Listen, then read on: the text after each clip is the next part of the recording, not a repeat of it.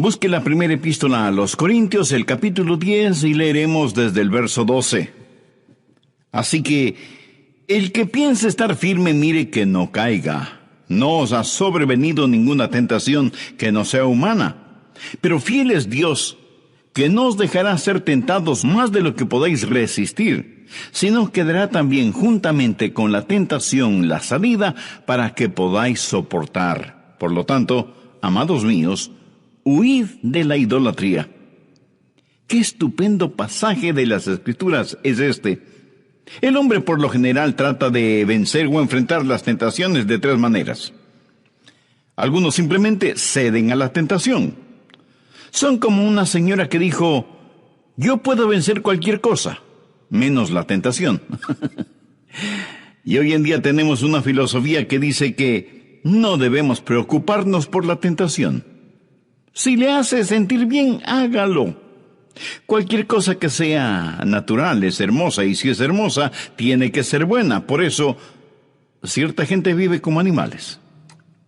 Los animales comen cuando quieren comer, beben cuando quieren beber, duermen cuando quieren dormir y tienen actividad sexual cuando la necesitan. Un animal vive una vida de autosatisfacción, autopreservación y autopropagación. Y tenemos una generación de personas que están viviendo de la misma manera. ¿Y por qué no? Se les ha enseñado en colegios y universidades que descienden de animales, solo que ellos son animales más inteligentes. Así que no debe sorprendernos cuando tratan de vivir como animales. Entonces, hay personas que simple y fácilmente ceden a la tentación. Luego hay otras personas que están en el extremo opuesto y que gastan todo su tiempo peleando contra la tentación, pero luchan contra la tentación con la fortaleza y energía de la carne. Y luchan y fracasan y siguen luchando y siguen fracasando. Se parecen al pequeño niño que estaba sentado junto a un árbol de manzanas, y el granjero lo vio y le dijo: ¿qué estás tratando de hacer? ¿Robarme unas manzanas? Y el muchacho le contestó: no, señor, trato de no hacerlo. Pero muchas veces tratamos de no hacerlo, pero lo hacemos. Por supuesto, la manera no es simplemente cediendo a la tentación o luchando contra ella en el poder de la carne, sino venciéndola por medio del Señor Jesucristo y convirtiendo la tentación en triunfo. Ahora quiero compartir con usted varias cosas para convertir las tentaciones en triunfos. Primero, los sujetos de la tentación. ¿Quiénes son los tentados? ¿Quiénes son objetos de tentación? Bien, la Biblia lo dice en el verso 12, así que el que piense estar firme, mire que no caiga. Ahora, eso es simplemente una advertencia para todos nosotros, porque todos nosotros somos sujetos de tentación. Y si usted me pregunta: ¿aún usted, Pastor Rogers?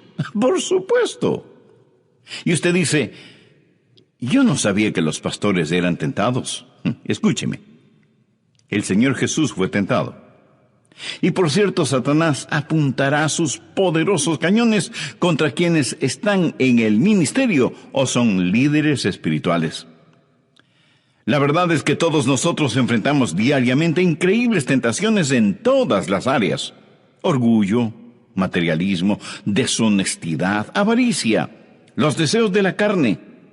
Todo esto está allí, con todos nosotros, siempre. Y el hecho de ser salvos no nos hace inmunes. Pero rápidamente tengo que decir, el ser tentado no es pecado. Y sabemos esto porque Jesús fue sin pecado. Y la Biblia dice que Jesús fue tentado en todo, como nosotros, pero no pecó. Pero en este verso 12 es una advertencia contra el orgullo. Así que el que piense estar firme, mire que no caiga. El hombre orgulloso tienta al diablo para que lo tiente. Y si usted cree que no puede caer, usted ya está en camino de caer. El hombre que está tratando de luchar contra la tentación con sus propias fuerzas es el hombre que puede estar caminando hacia su caída. Y esto nos presenta una interesante pregunta. Si Dios realmente nos ama, ¿por qué no hace imposible que seamos tentados? Si Dios realmente nos ama, ¿por qué no elimina a Satanás simplemente? ¿Por qué Dios no quita cada seducción a fin de que no seamos tentados? Bueno, si Dios hiciera eso, usted y yo perderíamos algo. Perderíamos el poder y la habilidad de ser victoriosos por medio del Señor Jesucristo. Parece que en lo espiritual tratamos de ganar a como de lugar, caiga quien caiga y pese a quien pese. Y lo paradójico es que muchas veces para forzar victorias aparentemente espirituales, empleamos medios y estratagemas muy carnales.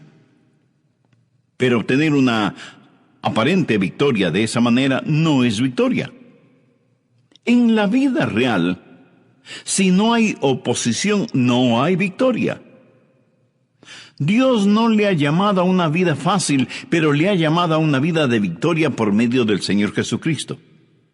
Y gracias a Dios que siempre nos lleva de triunfo en triunfo, así que todos nosotros somos sujetos de tentación. Segundo, la fuente de la tentación. Quiero que note la fuente de la tentación en el verso 13. No os ha sobrevenido ninguna tentación. Ahora, note lo siguiente, que no sea humana. Usted me dirá, pastor, tengo una tentación muy especial. No, no la tiene. Usted tiene una variedad de tentaciones. Todas las tentaciones son comunes para todos los hombres.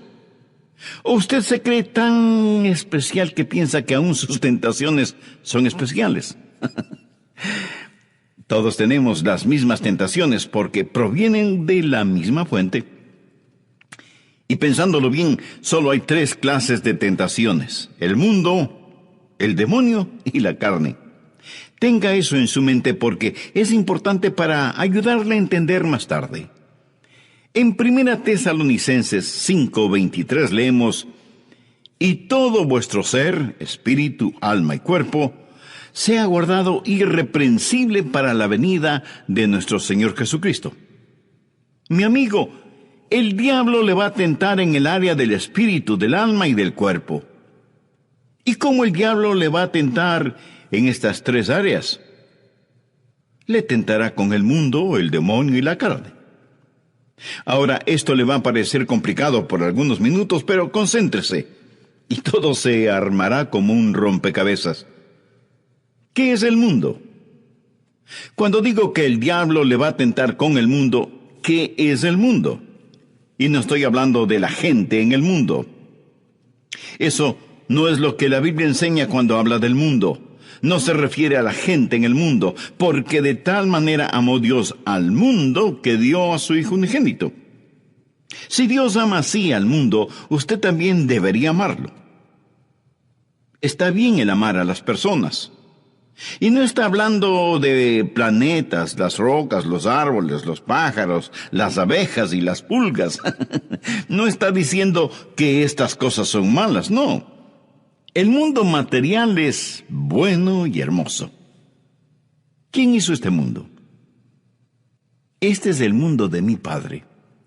Cuando Dios colocó a este planeta en el espacio y formó los mares y esculpió las montañas y tachonó el cielo con el sol, la luna, las estrellas, los planetas, las galaxias, cuando vistió a los valles de suaves y verdes alfombras y los adornó no solo con majestuosos árboles, sino también con una increíble variedad de flores multicolores y fragantes, vio Dios que todo era bueno. Así que nunca deje que el diablo le diga que el mundo físico es malo, porque no lo es. Pero la Biblia dice que no debemos amar al mundo. Déjeme darle como ejemplo algunos versos, anótelos, por favor. 1 de Juan 2:15. No améis al mundo, ni las cosas que están en el mundo.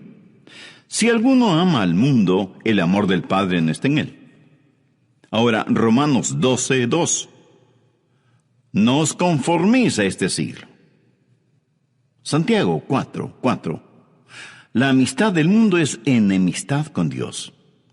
Y usted me dirá, bueno, pastor, si no es la gente del mundo y no es la tierra, el planeta, entonces, ¿qué es el mundo? Bien, la palabra mundo es la palabra cosmos y significa un sistema, un orden. ¿Lo ve? Hay un sistema, un orden, una filosofía que la Biblia lo llama el mundo. Es algo atrincherado y sistemáticamente diabólico que usted y yo no debemos amar. Voy a ilustrar esto.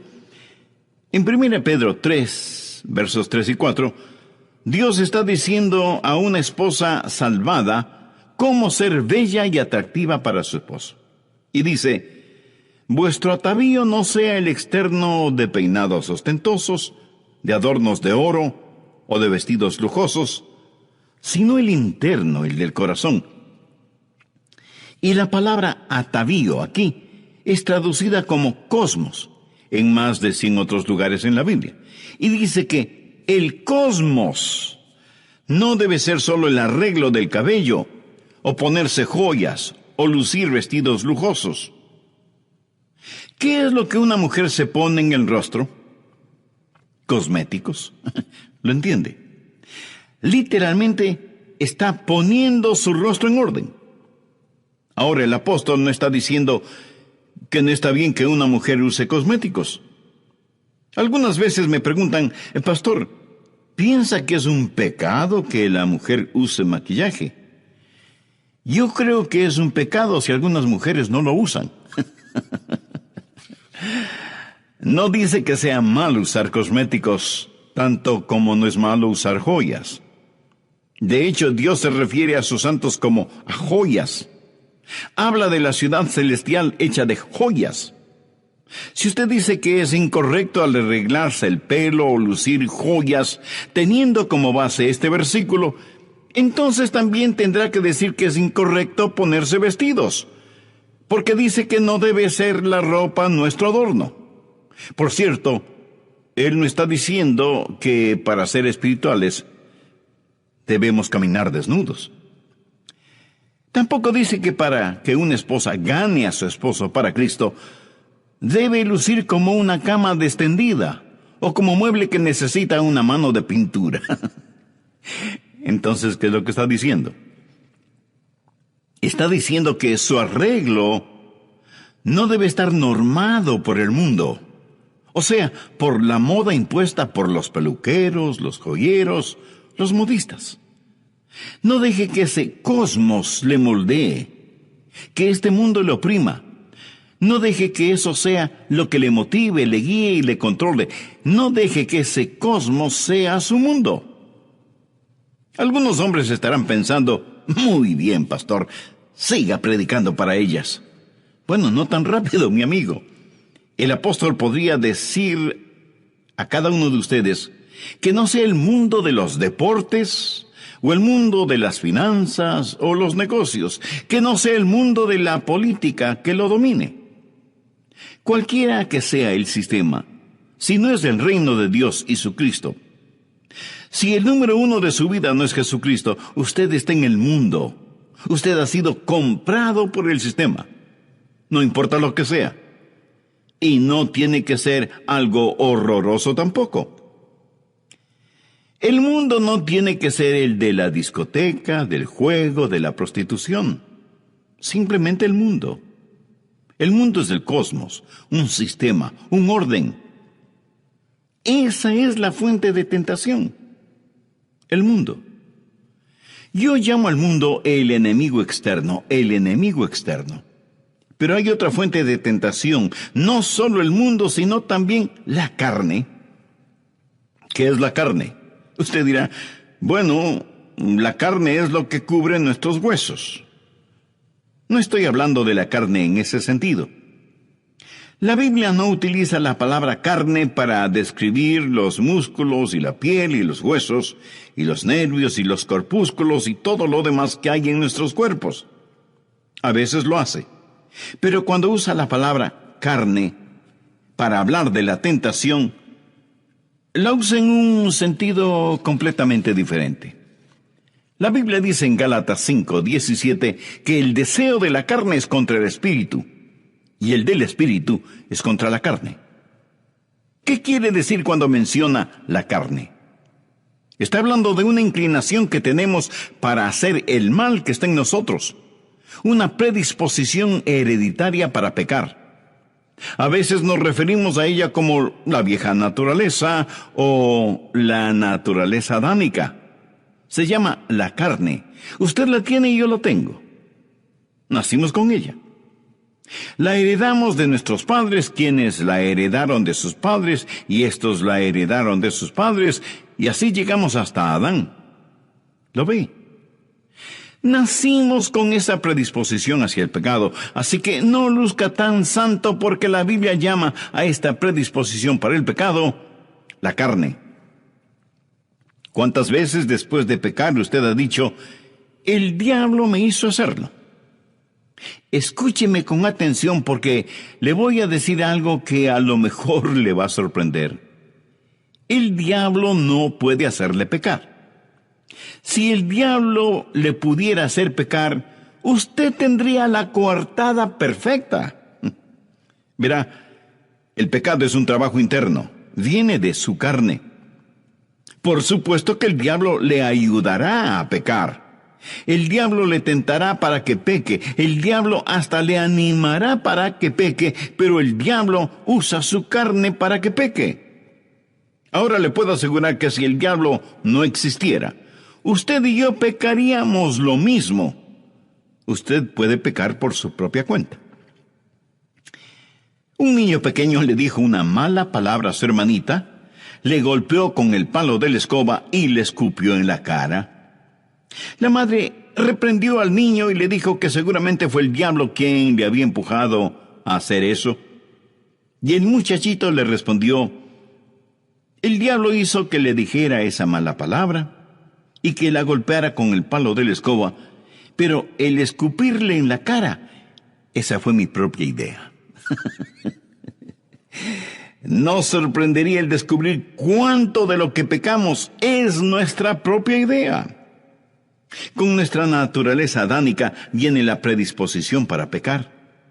Y pecaremos con diablo o sin diablo, porque el diablo no nos obliga a pecar. No nos mete en un pecado en contra de nuestra voluntad.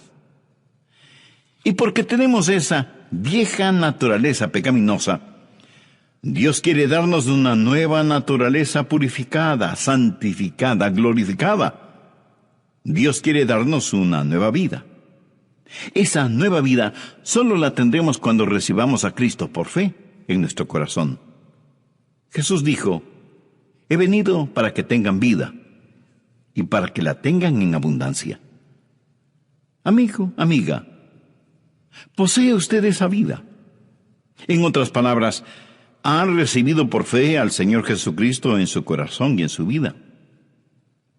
Si aún no lo ha hecho, ¿qué le impide hacerlo ahora mismo? Hoy mismo usted puede ser salvo y tener vida nueva. Si ese es su profundo y sincero deseo, le invito a repetir conmigo la siguiente oración. Querido Dios y Padre, sé que muchas veces trato de encontrar excusas y aún justificación para mis pecados. Ahora entiendo que eso es una verdadera necedad.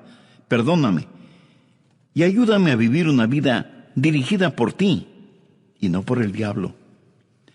Señor Jesús, tú entregaste tu propia vida como pago por mis pecados y te estoy muy agradecido por eso. Y porque tú moriste por mí, yo quiero vivir para ti. Este momento con sincera fe, te recibo en mi corazón y mi vida como mi Salvador y mi Señor. Lo pido en tu santo nombre. Amén. Que Dios le bendiga.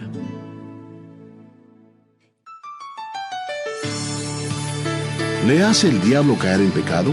El Dr. Adrian Rogers, en la serie Regresemos a las Bases, nos lo explica. Las fuentes de nuestra tentación son el mundo, la carne y el diablo. El mundo es el enemigo externo. La carne es el enemigo interno. Y el diablo es el enemigo infernal. Porque existe el diablo realmente. Y él quiere que usted peque. Por eso usa la carne para tentarle a que peque. Permítame describir la anatomía de la tentación. Piense que el mundo es un fósforo y que la carne es un enorme depósito de gasolina. Piense que el diablo es quien enciende el fósforo y lo bota en la gasolina. Y ahí tiene usted la anatomía del pecado. Cómo el diablo usa el mundo y la carne para hacer que usted peque. Recuerde, el diablo no lo meterá a usted en el pecado, pero le dará todas las facilidades y le animará para que usted voluntariamente peque. Y su tentación es muy común, porque la tentación es común en todos los seres humanos. Nuestro maestro, el Dr. Adrian Rogers, en la voz del pastor Lenin de Llanón, nos entregan la segunda parte de su mensaje, Cómo convertir las tentaciones en triunfos. Por favor, busque Primera de Tesalonicenses 5:23. Y todo vuestro ser, espíritu, alma y cuerpo, sea guardado irreprensible para la venida de nuestro Señor Jesucristo. Recuerde que estamos estudiando cómo convertir las tentaciones en triunfo. Veamos como tercer punto el lugar de su tentación. ¿Dónde será tentado? No con qué será tentado, sino dónde será tentado. Usted es espíritu, alma y cuerpo. Está hecho a la imagen de Dios, del Trino Dios. Y usted tiene una triple naturaleza, espíritu, alma y cuerpo. Es muy importante que usted entienda esto, porque si no lo entiende, no sabrá cómo luchar. Dije que el mundo es el enemigo externo. Déjeme decirle dónde le tentará el mundo. Lo hará primordialmente en el área de su alma. ¿Qué significa la palabra alma? La palabra griega para alma es psique o psiquis en español. Su alma es su mente, sus emociones, su voluntad. Su psiquis es su ego, usted mismo. La persona que vive dentro de usted. Eso es su alma. Y con su alma, usted tiene una vida psicológica.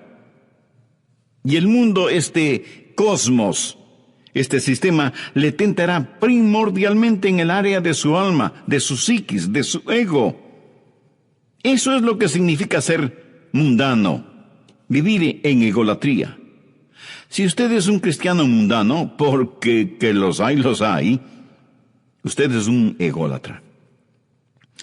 Permítame darle un ejemplo de esto. En el Antiguo Testamento, recuerda cuando Abraham y su sobrino Lot tenían una guerra familiar. Pero Abraham magnánimamente le dijo a Lot, mira, no tenemos que pelear. Te diré lo que vamos a hacer. Tú escoge. Si quieres ir en determinada dirección, yo me iré en dirección contraria. La tierra está delante de nosotros. Escoge y toma lo que quieras. Y la Biblia nos dice en el libro de Génesis que Lot dirigió su mirada hacia los valles bien irrigados. Vio la hierba crecida y verde y supo que sería un buen alimento para su ganado. Y Lot se fue hacia el este. Levantó su carpa hacia Sodoma y Gomorra. Fue allá porque quería campos más fértiles. ¿Pero por qué quería más campos fértiles? Ya era fabulosamente adinerado, pero él quería ser el hacendado más grande y poderoso en toda la Palestina. Eso es todo. No estaba tratando de tener más dinero. Solo quería ser más influyente. Quería ser el más importante en toda esa tierra. Trataba de alimentar su alma con las cosas del mundo, y esa es una tentación. Y muchos hoy en día son tentados exactamente de la misma manera. Este sistema mundano dice: debes tener más, debes hacer más, tienes que ser más. Eso es el mundo. En 1 de Juan 2:16 leemos: porque todo lo que hay en el mundo, los deseos de la carne, los deseos de los ojos y la vanagloria de la vida, no proviene del Padre sino del mundo. Y todo esto está en guerra contra su alma. Ahora, ¿qué es la carne? Es la predisposición para pecar. Su cuerpo estará sujeto a tentaciones físicas. Las áreas del apetito, lascivia, pereza, violencia, son las áreas de la carne. Y somos tentados de esa manera. El rey David miró desde la terraza de su palacio y vio a una hermosa mujer que se bañaba. Era Betsabé. Y él se quedó mirándola.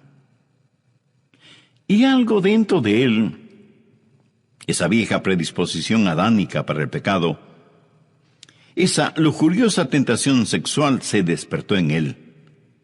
Su pulso se aceleró, sintió un incontenible deseo sexual.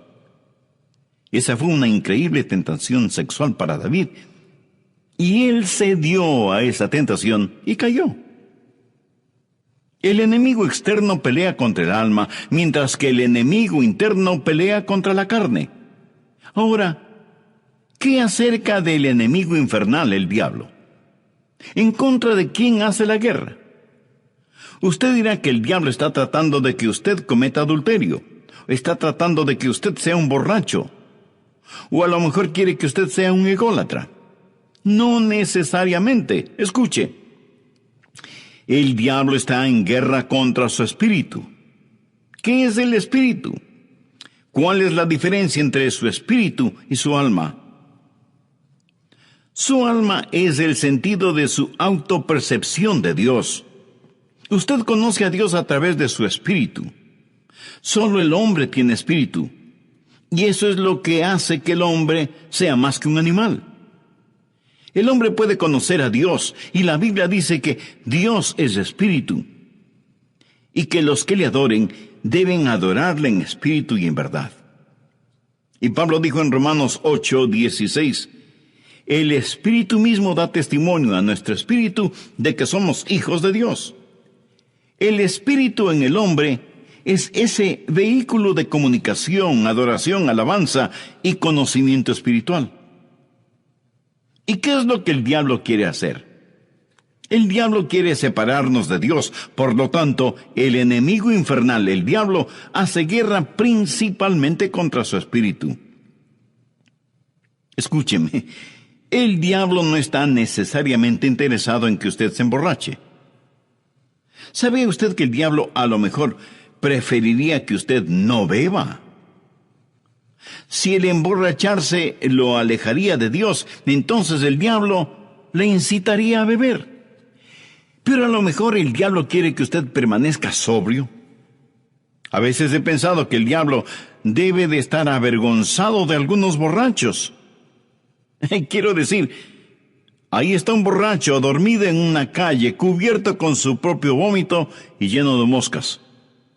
¿Cree usted que eso es una buena propaganda para el diablo? Le diré que la mejor propaganda para el diablo es el hombre distinguido, con una fina camisa y elegante corbata, sentado cómodamente y rodeado de hermosas mujeres. Tiene en su mano un cóctel.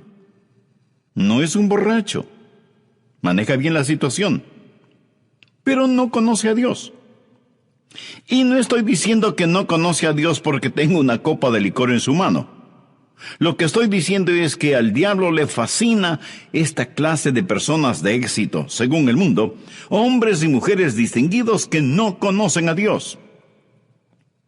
Al diablo no le importa si usted vive en una imponente mansión o si tiene buenos modales. A él le tiene sin cuidado el que usted sea delicado o inteligente.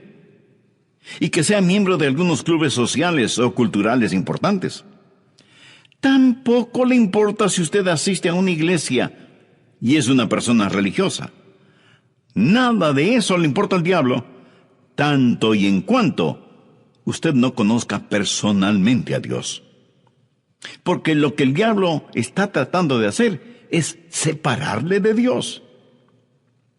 Lot es un ejemplo del mundo tentando al alma.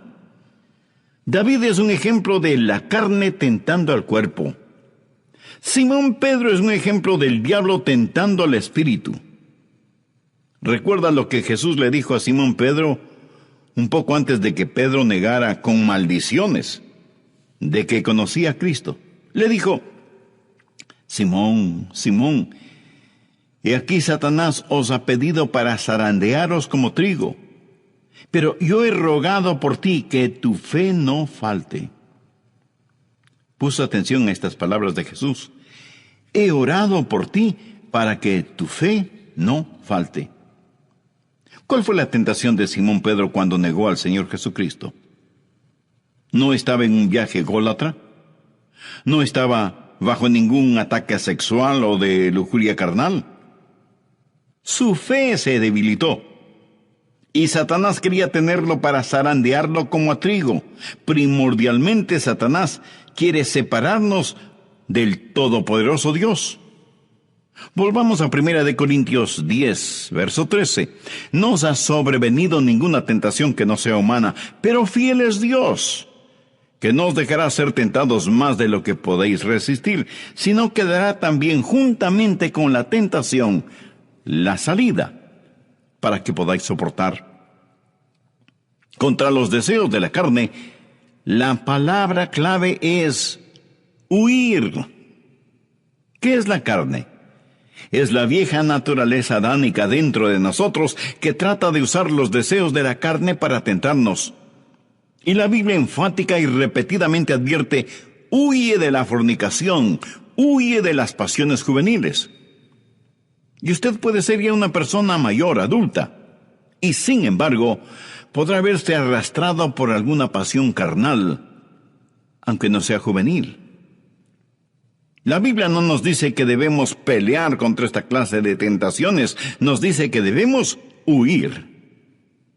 Ahora, si hay alguna tentación que despierte en usted cosas negativas, huya de esas cosas, y mientras más rápido mejor.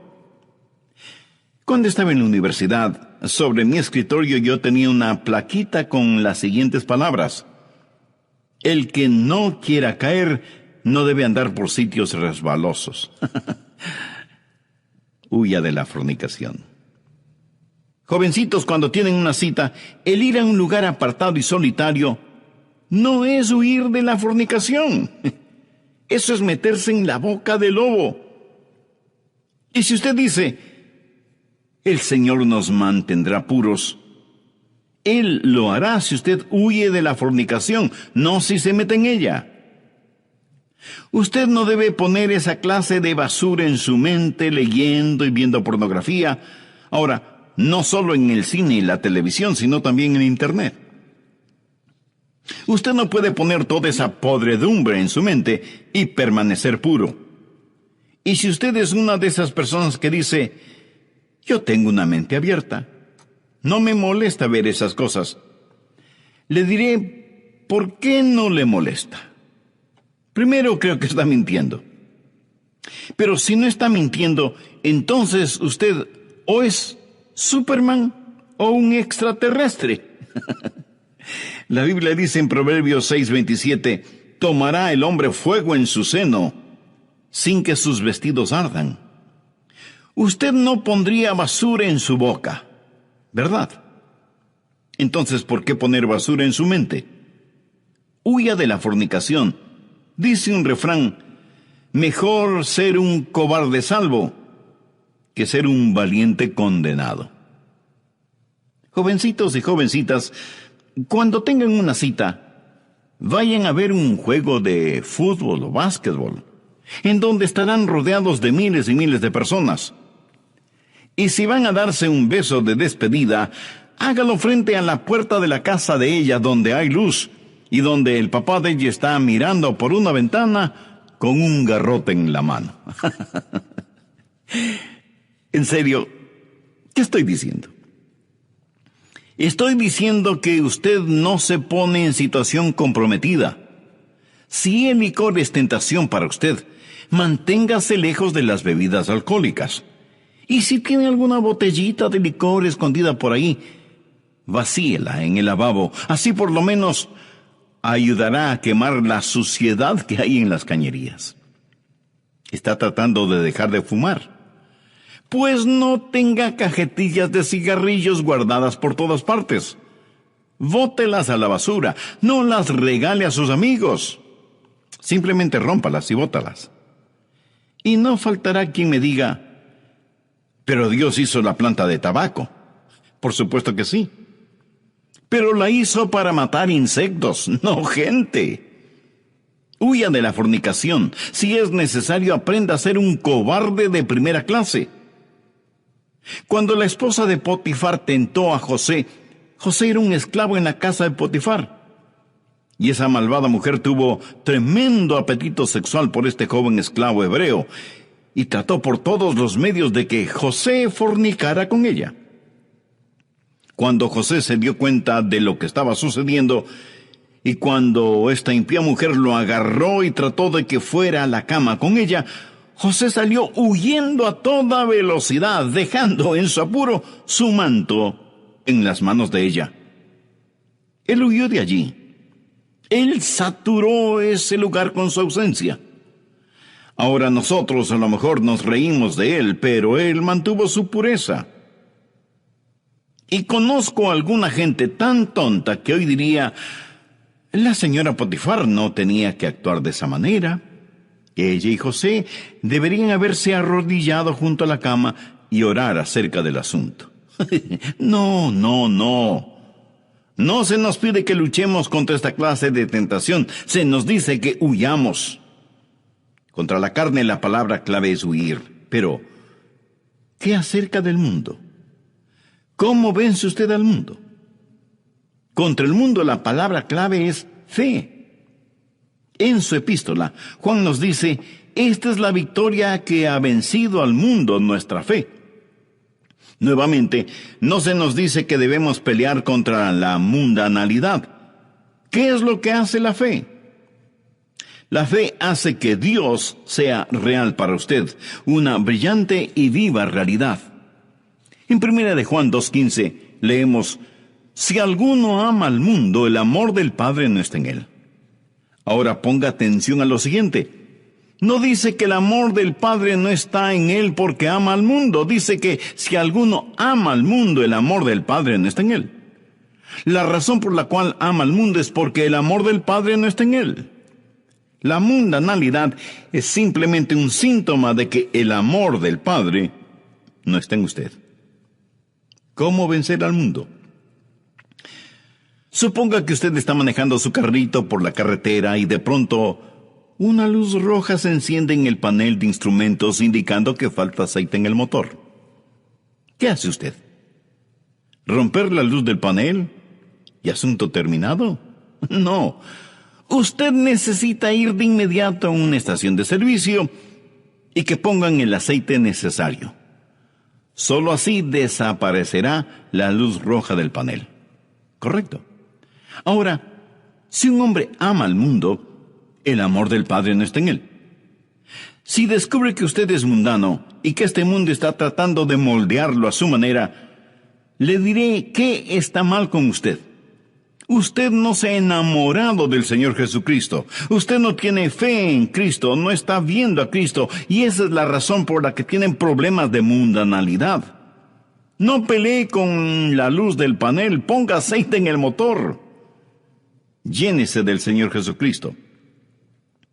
Contra la carne, la palabra clave es huir. Huya de la fornicación. Contra el mundo, la palabra clave es fe. Esta es la victoria que ha vencido al mundo, nuestra fe. Contra el enemigo infernal, la palabra clave es lucha.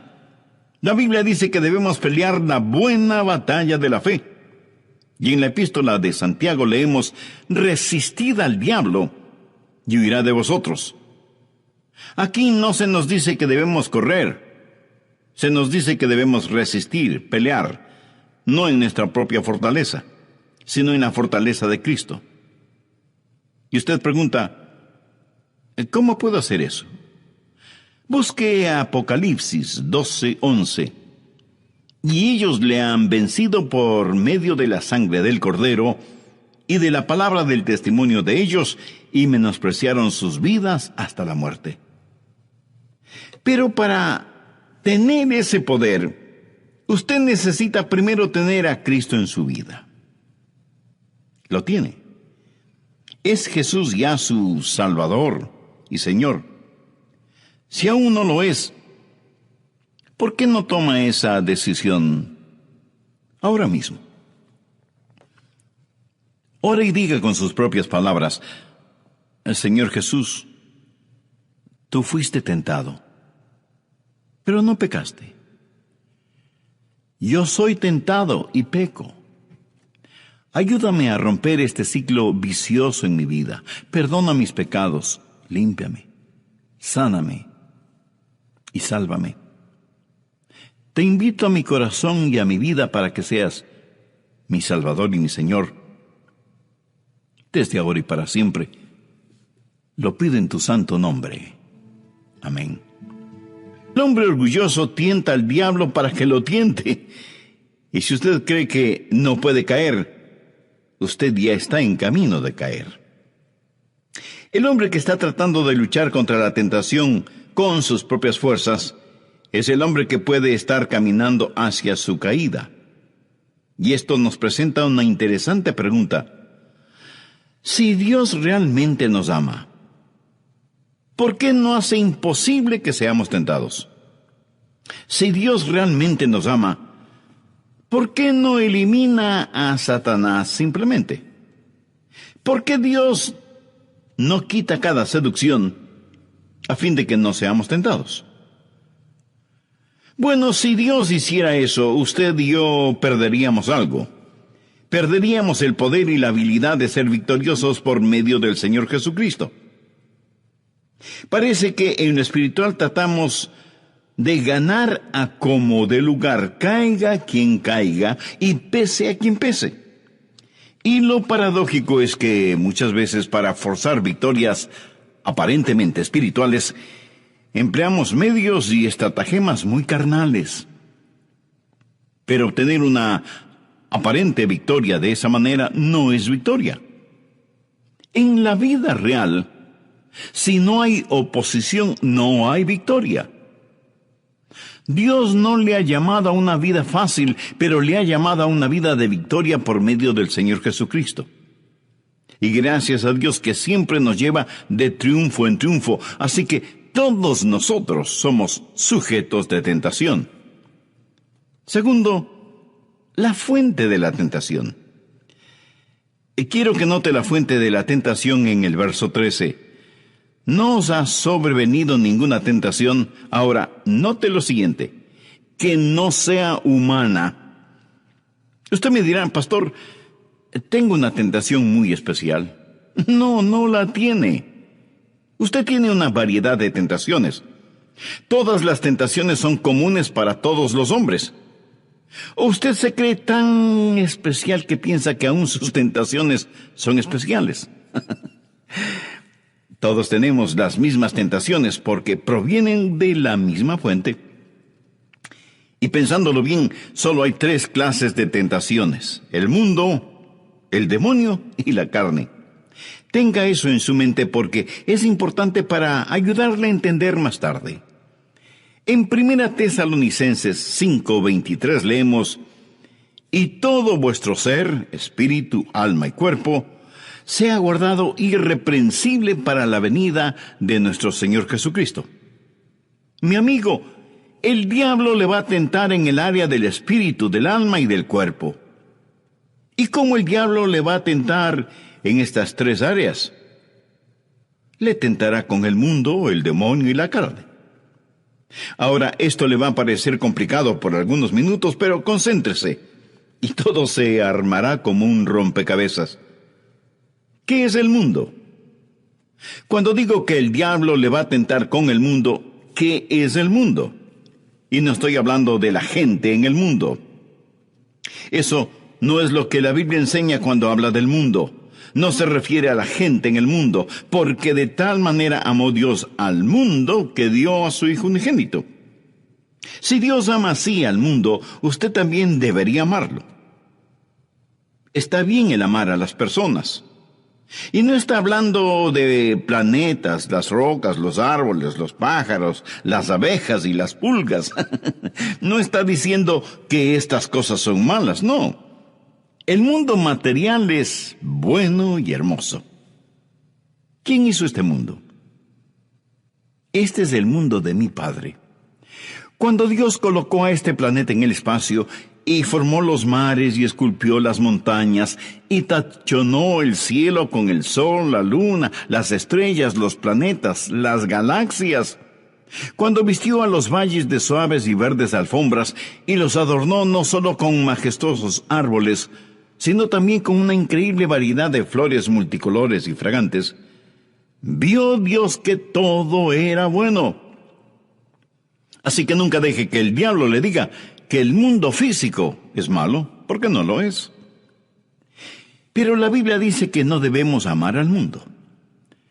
Déjeme darle como ejemplo algunos versos, anótelos, por favor. Primera de Juan 2:15. No améis al mundo, ni las cosas que están en el mundo. Si alguno ama al mundo, el amor del Padre no está en él. Ahora, Romanos 12:2.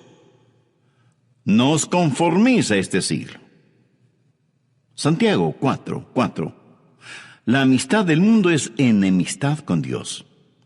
Y usted me dirá, bueno, pastor, si no es la gente del mundo y no es la tierra, el planeta, entonces, ¿qué es el mundo? Bien, la palabra mundo es la palabra cosmos y significa un sistema, un orden. ¿Lo ve? Hay un sistema, un orden, una filosofía que la Biblia lo llama el mundo. Es algo atrincherado y sistemáticamente diabólico que usted y yo no debemos amar. Voy a ilustrar esto. En 1 Pedro 3, versos 3 y 4, Dios está diciendo a una esposa salvada cómo ser bella y atractiva para su esposo. Y dice, vuestro atavío no sea el externo de peinados ostentosos, de adornos de oro o de vestidos lujosos, sino el interno, el del corazón. Y la palabra atavío aquí es traducida como cosmos en más de 100 otros lugares en la Biblia. Y dice que el cosmos no debe ser solo el arreglo del cabello, o ponerse joyas, o lucir vestidos lujosos. ¿Qué es lo que una mujer se pone en el rostro? Cosméticos. ¿Lo entiende? Literalmente está poniendo su rostro en orden.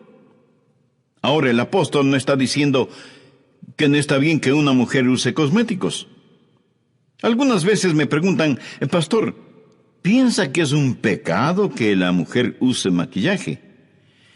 Yo creo que es un pecado si algunas mujeres no lo usan. No dice que sea malo usar cosméticos, tanto como no es malo usar joyas. De hecho, Dios se refiere a sus santos como a joyas. Habla de la ciudad celestial hecha de joyas. Si usted dice que es incorrecto al arreglarse el pelo o lucir joyas, teniendo como base este versículo, entonces también tendrá que decir que es incorrecto ponerse vestidos, porque dice que no debe ser la ropa nuestro adorno. Por cierto, él no está diciendo que para ser espirituales debemos caminar desnudos.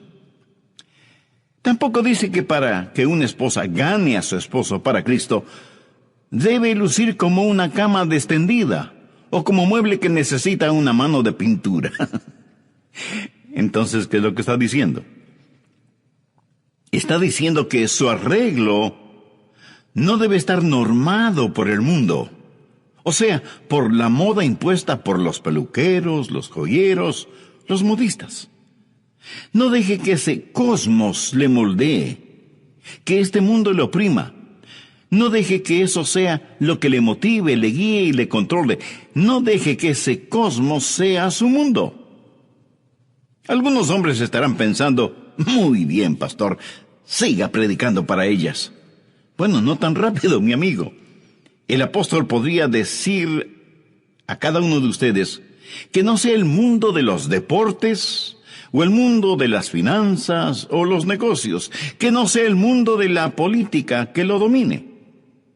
Cualquiera que sea el sistema, si no es el reino de Dios y su Cristo, si el número uno de su vida no es Jesucristo, usted está en el mundo. Usted ha sido comprado por el sistema.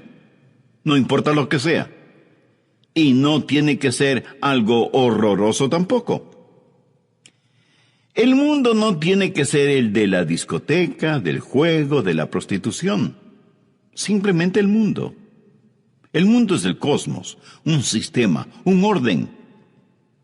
Esa es la fuente de tentación. El mundo. Yo llamo al mundo el enemigo externo, el enemigo externo. Pero hay otra fuente de tentación, no solo el mundo, sino también la carne. ¿Qué es la carne?